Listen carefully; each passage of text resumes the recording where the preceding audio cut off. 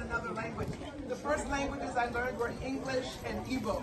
After that, I was able to learn French. After that, I was able to learn Spanish. After that, I was able to learn Swahili. So you are building the tools to allow you to be so successful.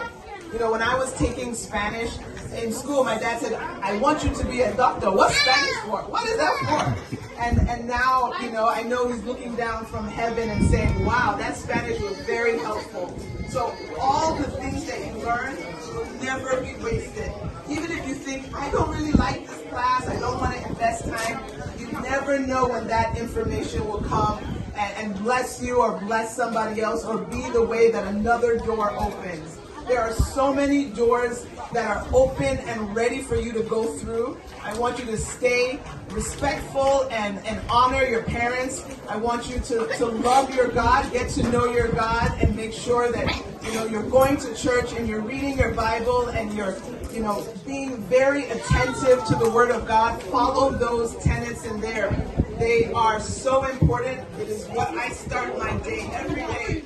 If I wake up 4 o'clock, 5 o'clock, whatever time, the first hour is read the Bible, journal, pray, listen to worship music.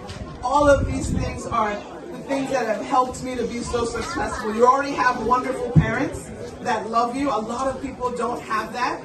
You know, I worked in the jails and the detention centers for 10 years. And one of the consistent things that those kids didn't have that almost all of you have is loving, adoring parents who are invested in you. So please, parents, continue to love on your kids. Give them grace. We're going to make mistakes. They're going to make mistakes. But continue to love them, support them, give them their culture, provide a wonderful opportunity for them to learn, allow them to participate in sports, build up their spiritual health. And I think with those things, the sky is the limit. If there's anything that you think I have achieved, your kids, our kids, they will do even more. Now, Jesus.